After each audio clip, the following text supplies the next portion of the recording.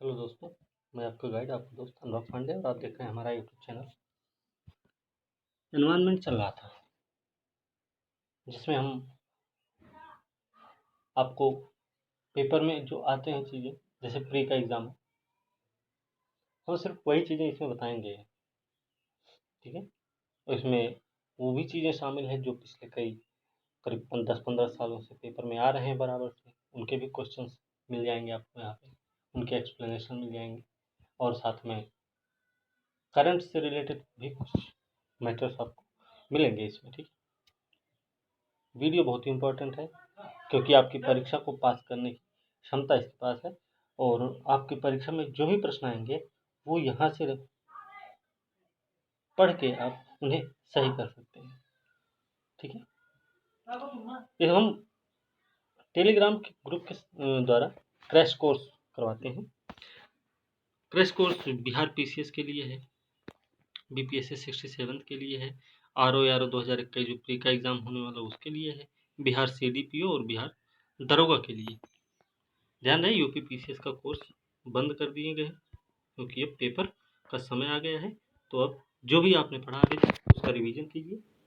ठीक है, कोई डाउट है आप हमसे पूछ सकते हैं, फीस दिए हैं तब भी, नहीं दिए हैं तब भी, हम आपका डाउट क्लियर करेंगे। ठीक है, बाकी अच्छे से उसके लिए पढ़िए और यूपीएससी के लिए भी कोई चारा नहीं है, कोई मौका नहीं कि आपसे कोर्स ज्वाइन करवाएं। फिलहाल इन सब के लिए कोर्स अवेलेबल हैं और अधिक जानकारी के लिए इस नंबर पर आप संपर्क हमारा कर सकते हैं। ये हमारा टेलीग्राम ग्रुप भी है, स्टडी विद एडीपी क्लासेस के नाम से। ठीक है, फीस बहुत मामूली है। ओके, इनमें हम आपको पीडीएफ के द्वारा भी एक कोर्स अवेलेबल करवाते हैं जो कि उसकी फीस 300 रुपये मात्र है, और एक हम ऑनलाइन क्लास भी करवाते हैं, उसकी फीस थोड़ी सी ज़्यादा है बस। ठीक, तो आप वीडियो को अंत तक जरूर देखें, वीडियो को लाइक शेयर कमेंट करें, साथ में चैनल को भी सब्सक्राइब कीजिए। तो चलिए शुरू करते हैं हम आज का टॉपिक, आज की वीडियो। ठीक है, रियो 1992 का सम्मेलन हुआ था रियो में, जो कि ब्राज़ील का एक शहर है, रियो डी जेनेरियो पूरा नाम है इसका। ठीक है, शॉर्ट फॉर्म में रियो बोलते हैं। यहाँ पे 1992 में सम्मेलन हुआ था। तो यहाँ का जो सम्मेलन था, हमने बताया था कि अंतर्राष्ट्रीय पृथ्वी सम्मेलन बोलते हैं, संयुक्त राष्ट्र का पर्यावरण और विकास सम्मेलन भी कहा जाता है रियो 1992 को। तो ये पेपर में आ चुका है प्रश्न। ठीक है, हम रियो 1992 में कुछ चीज़ें स्थापित हुई हैं कुछ, तो उनके बारे में हम देखेंगे। जैसे रियो 1992 में ही वैश्विक पर्यावरण सुविधा की स्थापना की गई। इस पे कई बार प्रश्न पूछा गया, वैश्विक पर्यावरण सुविधा की स्थापना कब हुई थी या किस सम्मेलन में हुई थी, तो हमें ये चीज़ ध्यान रखनी है। ठीक है, चलिए, वैश्विक पर्यावरण सुविधा की जो स्थापना हुई उसमें किनका किनका योगदान रहा है, कौन कौन उसमें सहायता करते हैं, वो हम देख लेते हैं। तो वैश्विक पर्यावरण सुविधा की स्थापना में 18 संस्थाओं के साथ मिलकर 183 देशों में वैश्विक पर्यावरण चुनौती से निपटने में सहायता करता है वैश्विक पर्यावरण सुविधा। ठीक है, वैश्विक पर्यावरण सुविधा का ये काम है। यहाँ यूएनएफसीसी के तहत अल्प विकसित देश निधि भी उपलब्ध करवाता है, ये भी याद रखना, ये भी पॉइंट आ चुका है पेपर में। यह यूएनएफसीसी के तहत अल्प विकसित देश निधि उपलब्ध करवाता है। इसके क्रियान्वयन में सीबीडी का फुल फॉर्म क्या है? Convention on biological diversity. UNFCCC क्या है? ये United Nations framework convention on climate change. SCPOP क्या है भाई? एससीपीओपी स्टॉकहोम कन्वेंशन स्थायी कार्बनिक प्रदूषक, मतलब ठीक है, Stockholm convention on persistence organic pollutants. ठीक है, एमसीएम क्या है? एमसीएम है मिनामाता कन्वेंशन ऑन मरकरी, ये इसके फुल फॉर्म है। इनके लिए वित्तीय क्रियाविधि के रूप में काम करते हैं। वित्तीय क्रियाविधि के रूप में प्रश्न पूछा जाए भाई, कौन काम करता है? वैश्विक पर्यावरण सुविधा के लिए ये वित्तीय क्रियाविधि के रूप में कौन काम करता है? तो आपको याद होना चाहिए CBD काम करता है, UNFCCC करता है, SCPOP और MCM, ये सभी इसके लिए वित्तीय क्रियाविधि के रूप में काम करते हैं। ठीक है, आगे हम देखेंगे एजेंडा 21। इस पे भी प्रश्न पूछा गया आपने पेपर दिया होगा तो आपने उसमें देखा भी होगा। एजेंडा 21 क्या है? एजेंडा 21 धारणीय विकास के लिए एक वैश्विक कार्य योजना है। धारणीय विकास के लिए एक वैश्विक कार्य योजना है। इसी के तहत 21वीं सदी के लिए पर्यावरणीय विकास के लिए कार्यक्रम निर्धारित किए गए हैं। इसी एजेंडा 21 के तहत ही 21वीं सदी के लिए पर्यावरणीय विकास के लिए कार्यक्रम निर्धारित किए गए हैं। ठीक है, Rio+20 क्या है भाई? ये हुआ था, पहली बात तो रियो में ही हुआ है, 2012 में हुआ है। ठीक है, तो इसमें उद्घोषणा का शीर्षक, जो घोषणा पत्र इसमें जारी किया गया Rio+20 में, उसका शीर्षक था the future we want. The future we want, भविष्य जो हम चाहते हैं। ठीक है, द फ्यूचर वी वॉन्ट घोषणा पत्र का शीर्षक रहा है। इसके मुख्य विचारक मुद्दे रहे हैं। मुख्य विचारक मुद्दे के रूप में जनसंख्या नियंत्रण, गरीबी उन्मूलन, सतत विकास, सामाजिक समानता। आपको हमने पिछले वाले वीडियो में बताया था कि सतत विकास लक्ष्य जो 17 निर्धारित किए गए हैं वो कौन कौन से हैं, कि 2012 में ये इसके मुद्दे रहे और इसी के बाद 2015 में SDG की शुरुआत होती है, जिसमें 17 लक्ष्यों को निर्धारित किया जाता है और ये लक्ष्य है 2030 तक इनको कंप्लीट कर लेना है। ठीक है, तो याद रखना भाई कि Rio+20 में मुख्य विचारक मुद्दे कौन कौन से थे और इसका घोषणा पत्र का शीर्षक क्या था।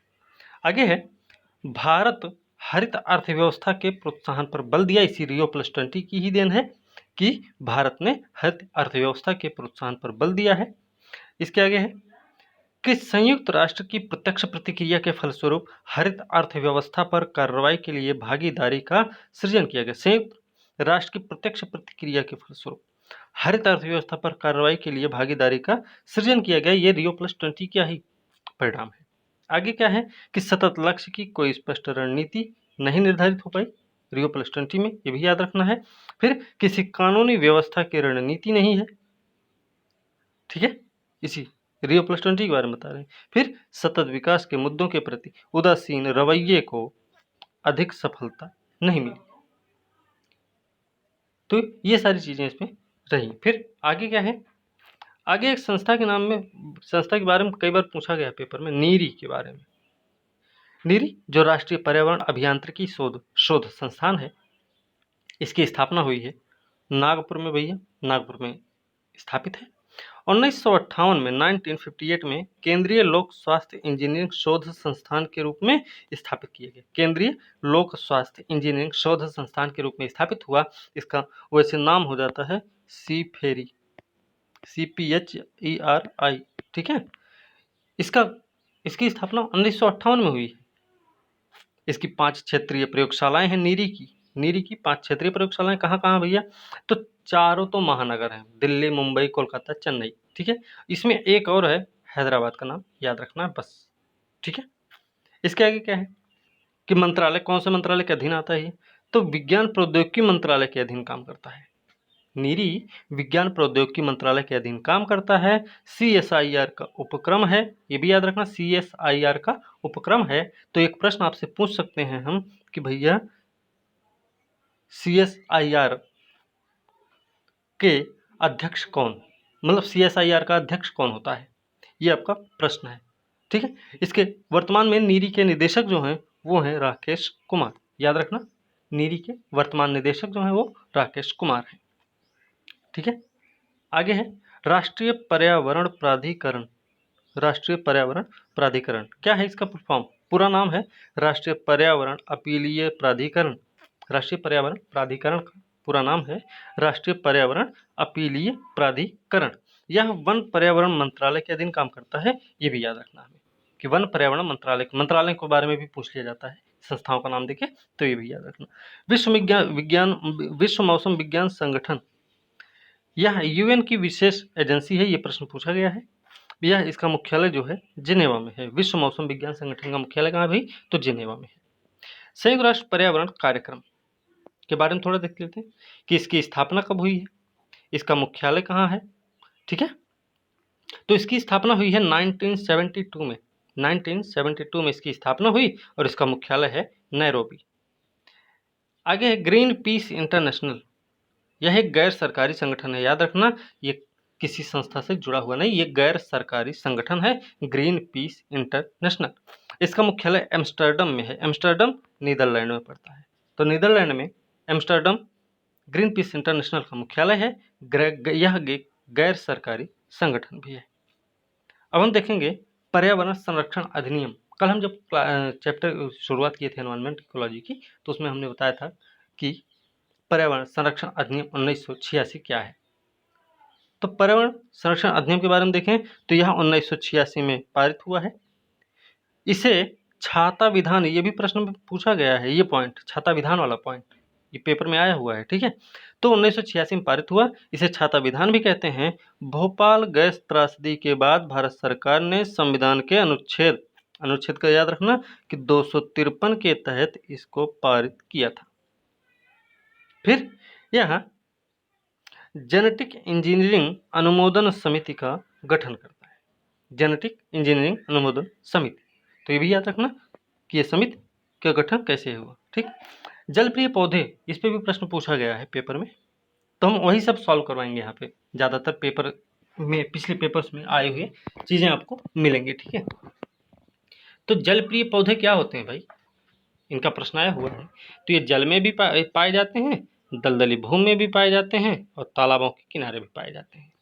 तो जलप्रिय पौधे भैया याद रखना कि दलदली भूमि में भी मिलेंगे, जल में भी मिलेंगे और तालाबों के किनारे भी पाए जाएंगे। ये जो है जलवायु की आर्द्रता जब कम हो जाती है तो इनका क्षरण होने लगता है। जलवायु की आर्द्रता पर निर्भर करता है। अगर जलवायु की आर्द्रता कम होगी तो इनका क्षरण होगा, अगर जलवायु की आर्द्रता बढ़ेगी तो ये हरे भरे दिखेंगे। ठीक है, इकोमार्क एक और है, आगे देखते हैं। इकोमार्क प्रमाण पत्र, इकोमार्क प्रमाण पत्र क्या है कि पर्यावरण के प्रति मैत्रीपूर्ण उत्पादों के लिए ब्यूरो ऑफ इंडियन स्टैंडर्ड द्वारा 1991 से दिया जा रहा है।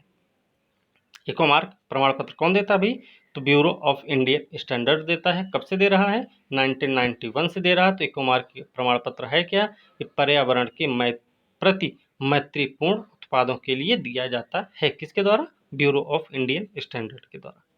एक किताब है हरित विकास, इस पे भी प्रश्न पूछा गया है। आप अपना पेपर उठा के देखेंगे ना तो उसमें आपको मिलेगा।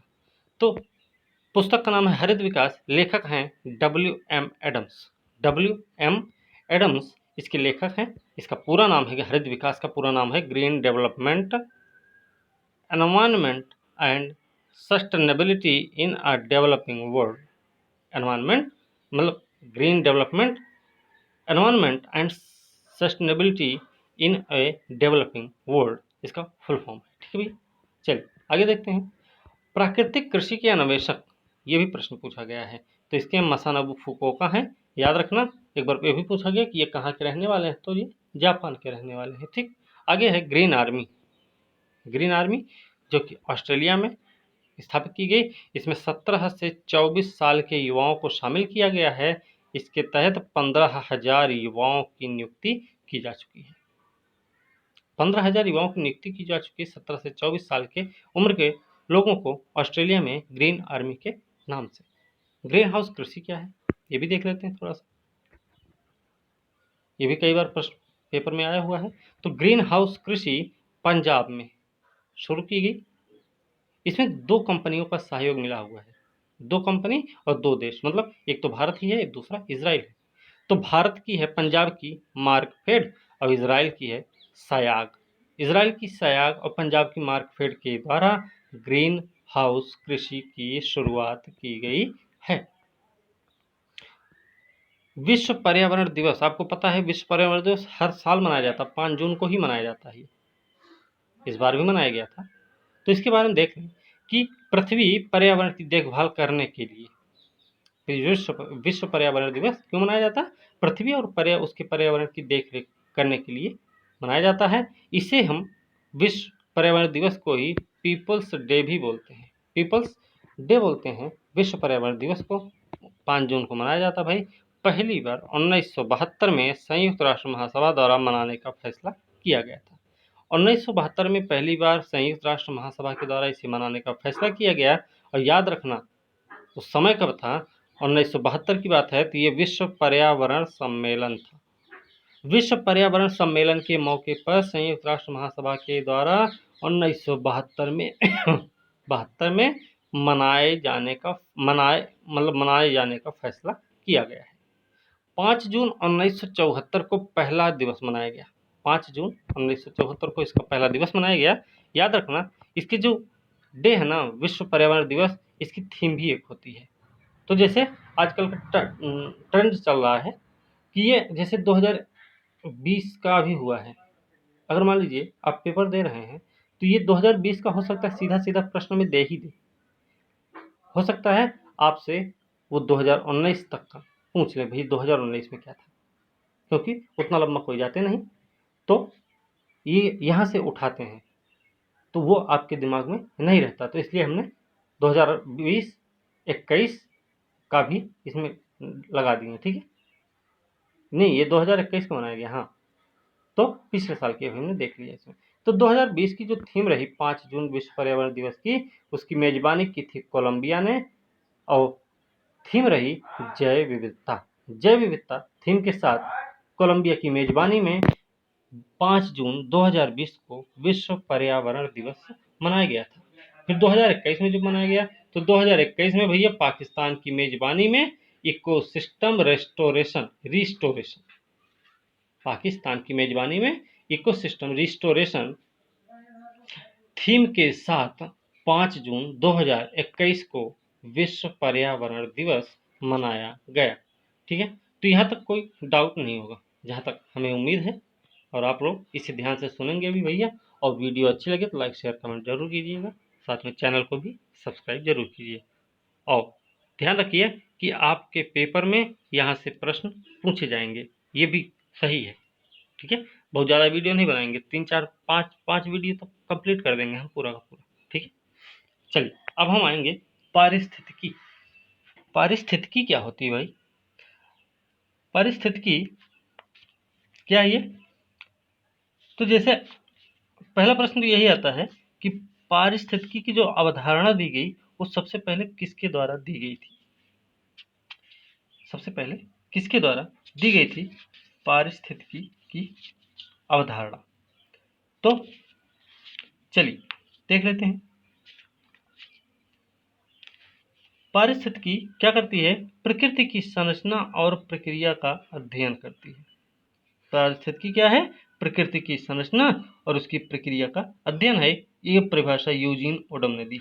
यूजीन ओडम के द्वारा कहा गया कि पारिस्थितिकी जो है प्रकृति की संरचना और प्रक्रिया का अध्ययन करती है। इसके अलावा जीवों के पारस्परिक तथा वातावरण के साथ उनके संबंधों के वैज्ञानिक अध्ययन को जीवों के पारस्परिक तथा वातावरण के साथ उनके संबंधों के वैज्ञानिक अध्ययन को ही हम पारिस्थितिकी कहते हैं। तो पारिस्थितिकी किसको कहते हैं? कि जीवों के पारस्परिक और वातावरण के साथ उनके संबंधों के वैज्ञानिक अध्ययन को ही हम पारिस्थितिकी कहते हैं। पारिस्थितिकी के शब्द का पहली बार प्रयोग हुआ तो वो हुआ कार्ल रिटर के द्वारा। शब्द की बात कर रहे हैं, पारिस्थितिकी शब्द की बात हम कर रहे हैं। तो पारिस्थितिकी शब्द का पहली बार प्रयोग 1865 में 1865 में कार्ल रिटर के द्वारा किया गया। पारिस्थितिकी शब्द का लेकिन सर्वप्रथम प्रयोग जर्मन जीव विज्ञानी अर्नेस्ट हैकेल ने 1869 में किया था, ठीक है। किसके रूप में? ओकियोलॉजी के नाम से। उन्होंने ऊपर जो कार्ल रिटर के बारे में बताया 1865, वो सिर्फ पारिस्थितिकी शब्द बताए थे। लेकिन जब अर्नेस्ट हैकेल आए, जो कि जर्मन जीव विज्ञानी भी हैं, इन्होंने जब 1869 में पारिस्थितिकी शब्द का प्रयोग किया तो उन्होंने उसमें ओकियोलॉजी का नाम दिया था। ओकियोलॉजी का नाम दिया, ठीक। ओकियोलॉजी 2 शब्दों से मिलकर बना है। ओकियोलॉजी ग्रीक भाषा के 2 शब्दों से मिलकर बना। एक है ओइकोस। ओइकोस का मतलब होता है घर, और लोगोस का मतलब होता है अध्ययन। तो घरों का अध्ययन इसका अर्थ होता है, ठीक है। इसमें क्या करते हैं ओइकोस में कि इसमें जीवों तथा पर्यावरण के जैविक और अजैविक घटकों के बीच संबंधों पर अधिक बल दिया जाता है। क्या क्या? कि पर्यावरण तथा जीवों तथा पर्यावरण के जैविक अजैविक घटकों के बीच संबंधों पर अधिक बल दिया जाता है। पहली बार पारिस्थितिकी तंत्र की संकल्पना सबसे पहले 1935 में एजी टांसले के द्वारा की गई थी। ये प्रश्न पूछा गया है, तो एजी टांसले ने 1935 में पारिस्थितिकी तंत्र की संकल्पना दी थी। अभी तक पारिस्थितिकी चल रहा था, अब पारिस्थितिकी तंत्र भी हो गया। ठीक है, चलिए, तो याद रखना पारिस्थितिकी तंत्र है ये। पारिस्थितिकी संगठन के स्तर क्या होते हैं भाई? पारिस्थितिकी संगठन के स्तर क्या क्या होते हैं, तो इसके स्तर देख लेते हैं। इसमें जीवों, उनके वातावरण के परस्पर संबंध का अध्ययन के साथ साथ उनकी समष्टि, उनके पारितंत्र, उनके समुदाय, उनके बायोम, उनके जैवमंडल का भी अध्ययन किया जाता है। मतलब संबंध का तो अध्ययन होता ही है, साथ में उनकी समष्टि जो है, उनके पारितंत्र है, समुदाय है, बायोम है, जैवमंडल है, इन सब का भी अध्ययन किया जाता है। तो अब यहां से बात आती है बायोम की। तो बायोम क्या है भाई? बायोम एक बड़े समुदाय वाला क्षेत्र होता है। बायोम जो है वो एक बड़े समुदाय वाला क्षेत्र होता है जिसमें मुख्य वानस्पतिक तथा उनसे संबंधित जीवों के लक्षण और उस क्षेत्र में विशेष प्रकार की जलवायु का पाया जाना होता है। कि एक बड़ा समुदाय वाला क्षेत्र है बायोम, जिसमें मुख्य वानस्पतिक तथा उनसे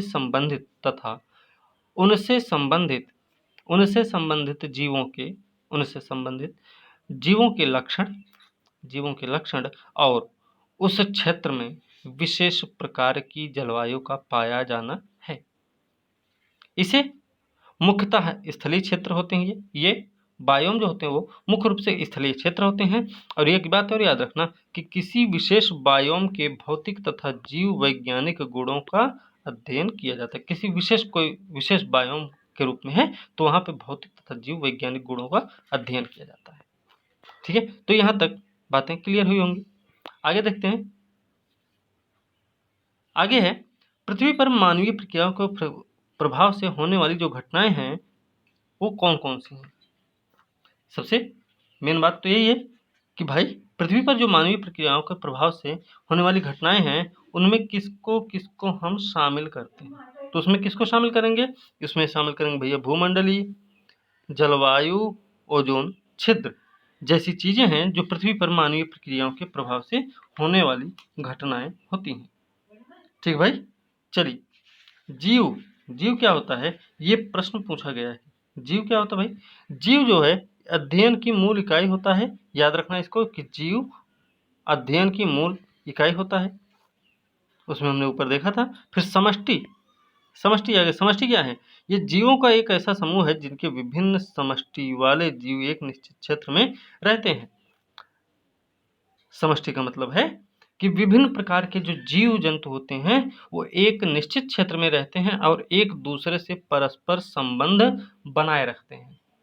जैसे शेर, हिरन है, ठीक है, सांप, आपका ये छिपकली कीड़े मकोड़े हैं, सांप, मेंढक है, तो ये सब क्या है? इनका आपस में ही संबंध है, ये एक दूसरे पे जीवित रहते हैं। ठीक है, तो याद रखना समष्टि। फिर समुदाय क्या होता है? समुदाय भैया जीवों का एक समूह होता है। इसमें विभिन्न प्रजातियों के जीवों की संख्या जो होती है वो एक क्षेत्र में रहती है और एक दूसरे के साथ परस्पर संबंध बनाए रखते हैं। तो दोनों में अंतर क्या है?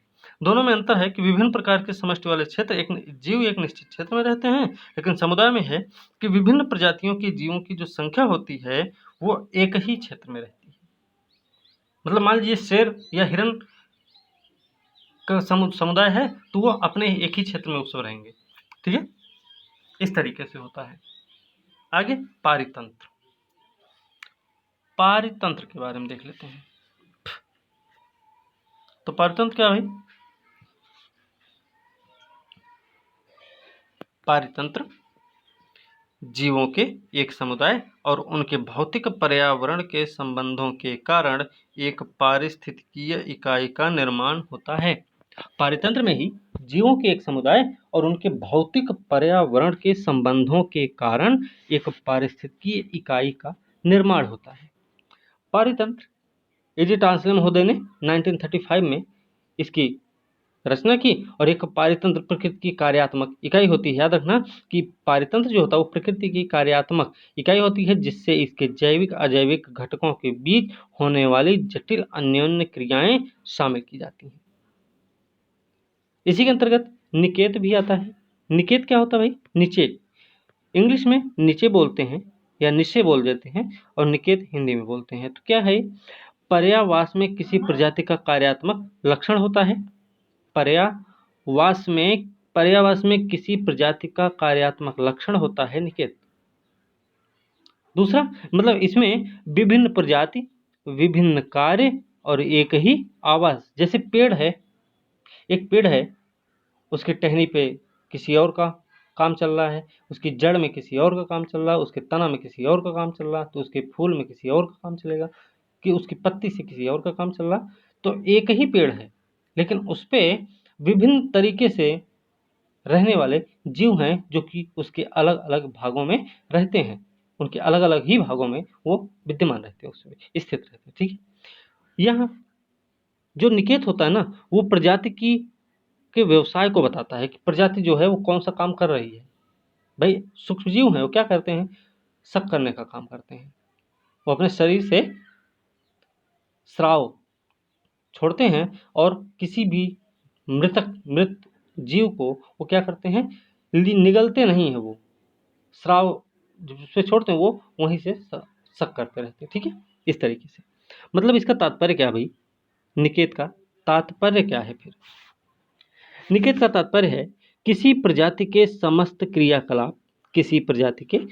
क्रियाकलाप और संबंधों का वह योग है, जिसके द्वारा वह प्रजाति अपनी उत्तरजीविता तथा जनन के लिए अपने पर्यावास के संसाधनों का उपयोग करती है। ठीक भैया। तो इसका तात्पर्य यह है निकेत का कि भाई किसी प्रजाति के समस्त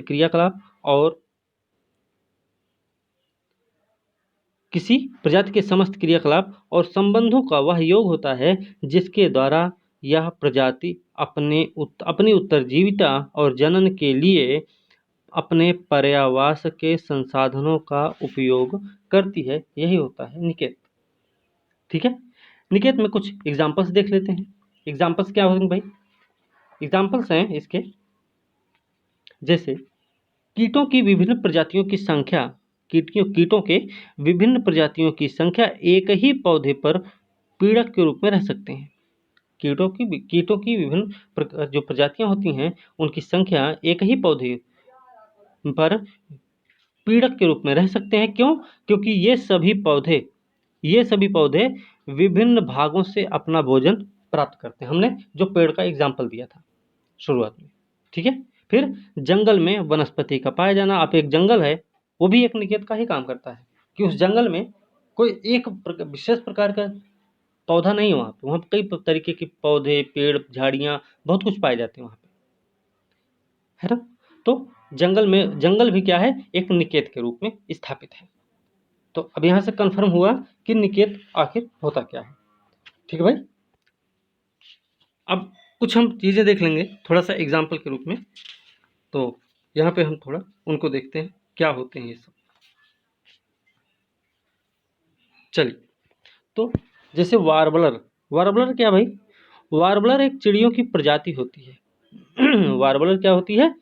चिड़ियों की प्रजाति होती है। याद रखना, चिड़ियों की प्रजाति होती है वार्बलर। इसके कई मतलब प्रकार होते हैं। जैसे एक ब्लैक बर्बियन है, एक बे ब्रेस्टेड है, एक वायरटल है। ये प्रश्न पूछा गया है पेपर में, ध्यान रखना इसको। जंतुओं के नीच में सबसे महत्वपूर्ण संसाधन क्या होता है? जंतुओं के नीच में जो निकेत है जंतुओं का निकेत में सबसे महत्वपूर्ण संसाधन उनका भोजन है और उनका आवास है। दो ही चीजें महत्वपूर्ण होती हैं। ठीक है। तो याद रखना भाई, ये इसके महत्वपूर्ण संसाधन है। अच्छा, हम पारितंत्र देख रहे हैं ना, तो पारितंत्र में थोड़ा सा हम पारितंत्र के काम भी देख सकते हैं, या पारितंत्र के देख लेते हैं पारितंत्र के काम क्या होते हैं। इसके आगे फिर बाद में देखेंगे। पारितंत्र के कार्य हम देख लेते हैं। कार्य क्या होते हैं पारितंत्र के? पारितंत्र के कार्य होते हैं भैया कि यह जटिल परिवर्तनात्मक पारितंत्र है, जटिल परिवर्तनात्मक तंत्र है। उसके अलावा इसकी खाद्य श्रृंखला में ऊर्जा का प्रवाह होता है। खाद्य श्रृंखला में ऊर्जा का जो प्रवाह होता है ना, वो एक दिशी होता है, हमेशा याद रखना, हमेशा वो एक दिशी ही होता है। समझ रहे हैं ना, ये प्रश्न पूछा गया है। फिर पोषकों का चक्रण होता है इसमें, जिसे हम भू जैव रासायनिक चक्र भी कहते हैं। तो याद रखना कि जो पारितंत्र में पोषकों का चक्रण होता है उसे भू जैव रासायनिक चक्र कहा जाता है। भू जैव रासायनिक चक्र, याद रखना इसको।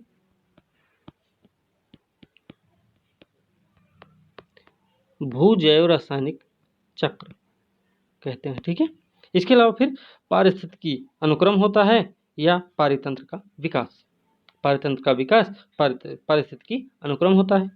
फिर समस्थापन या पुनर्भरण नियंत्रण प्रणालियां भी होती हैं इसमें।